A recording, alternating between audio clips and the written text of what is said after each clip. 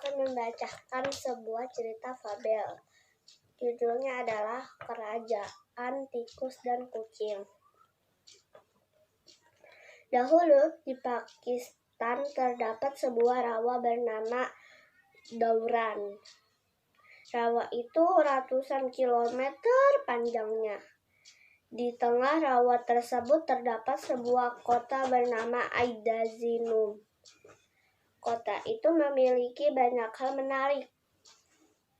Penduduknya sangat sejahtera hingga bisa mendapatkan apapun yang mereka inginkan.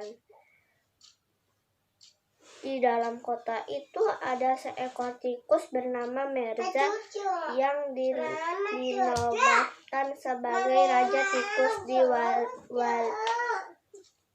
wilayah tersebut. Kekuasaan Mirza bahkan meluas hingga ke desa-desa di pinggir kota. Untuk membantunya dalam memimpin para tikus, dibantu oleh 3 orang penasehat yang cerdas dan pemberani. Suatu hari para penasehat berkumpul dengan sang raja tikus untuk membicarakan berbagai masalah yang terjadi di sekitar kerajaan mereka. Di tengah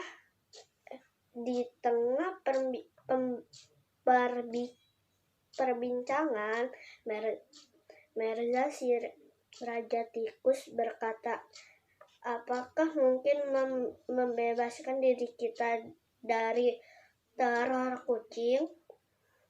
Kita sudah sangat lama ditindas oleh para kucing. Meski kita hidup nyaman, memiliki banyak kesenangan dalam hidup, ketika kita ketakutan kita terhadap kucing telah melenyapkan semua kenikmatan tersebut. Saya harap kalian bisa memberi saran bagaimana mengatasi masalah ini. Apa yang kalian pikir harus kita lakukan?" "Saran saya," ujar penasehat pertama, "adalah mengumpulkan sebanyak mungkin lonceng kecil dan mengalungkan bel itu ke leher setiap kucing sehingga kita dapat mendengar mereka datang dan memiliki waktu untuk bersembunyi di lubang-lubang kita." Raja menoleh ke penasehat kedua dan berkata, "Bagaimana menurut kamu tentang sarannya itu?" "Saya pikir itu saran yang kurang baik," ujar penasehat kedua. "Siapa yang berani memasang lonceng di leher kucing, meskipun kepada seekor anak kucing?" Kata penasehat kedua. "Menurut saya, kita harus mengungsi untuk sementara waktu ke desa.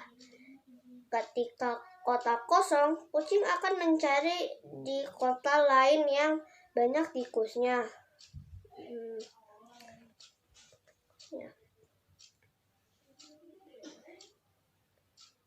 Sehingga ketika kucing sudah tidak ada di kota kita dapat kembali dengan aman."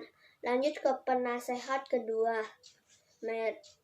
Mirza sepertinya masih kurang puas dengan ide-ide penasehat kedua. Dia lalu menoleh ke penasehat ketiga yang dikenal paling cerdas dan bijak. Menurut bagaimana dengan saran tersebut?" Penasehat ketiga mengeleng. "Saya tidak setuju. Jika kita meninggalkan kota dan tinggal di desa, bagaimana bisa kita pastikan kucing-kucing itu kucing itu akan menghilang. Yang saya tahu, sebagai besar kucing di kota ini menjadi peliharaan para pemiliknya. Andai pun mereka pergi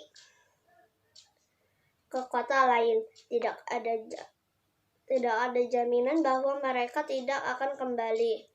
Yang lebih penting adalah tentang keselamatan para tikus. Kehidupan di desa jauh lebih berat dibandingkan di kota. Di sana bukan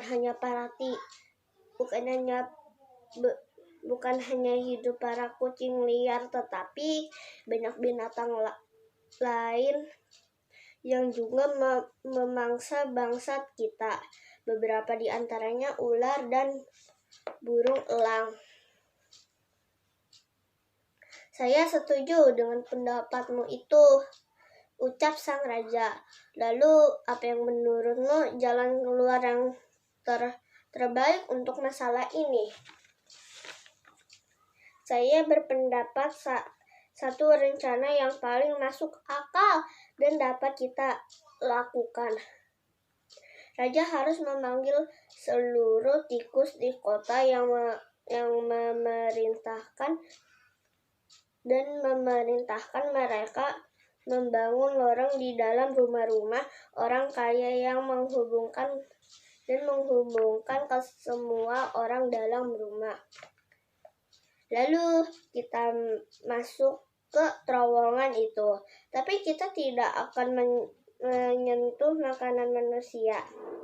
Tugas kita hanya merusak pakaian, tempat tidur, dan karpet mereka.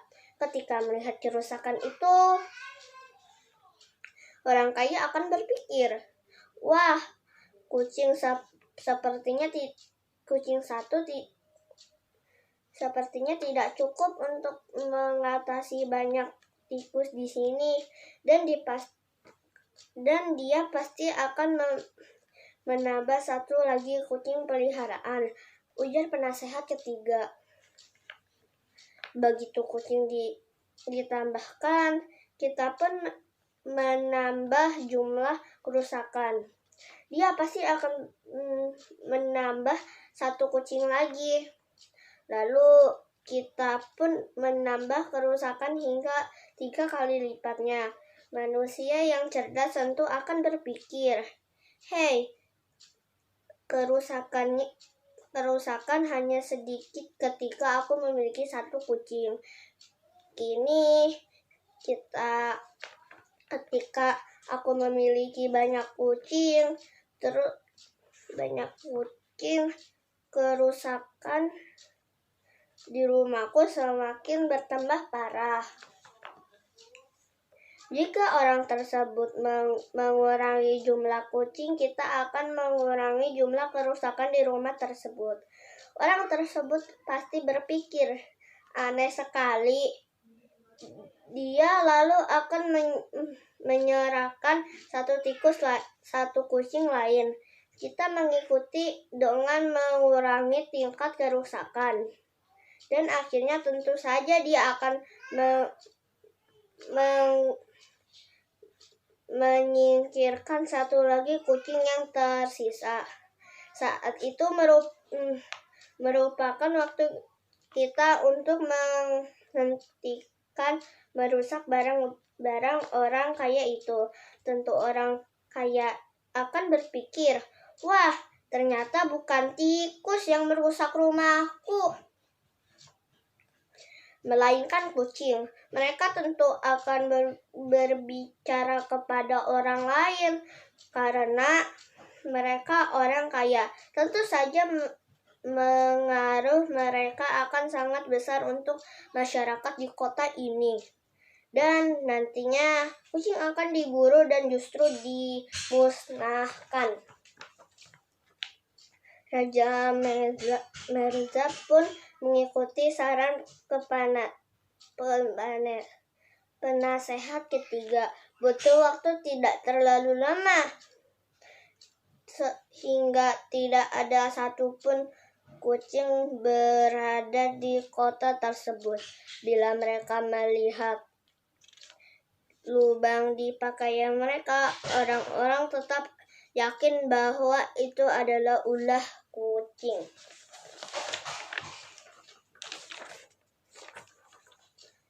Kini jika itu terjadi, mereka pasti berkata, seekor kucing pasti telah menyelinap rumahku tadi malam.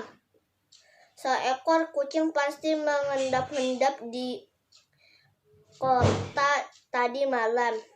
Dengan cara itu, para tikus benar-benar berhasil membebaskan diri dari rasa takut terhadap kucing.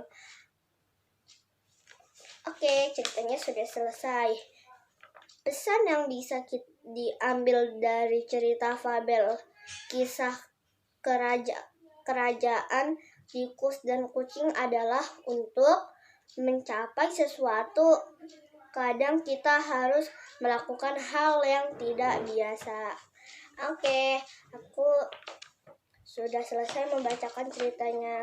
Dadah, wassalamualaikum warahmatullahi wabarakatuh.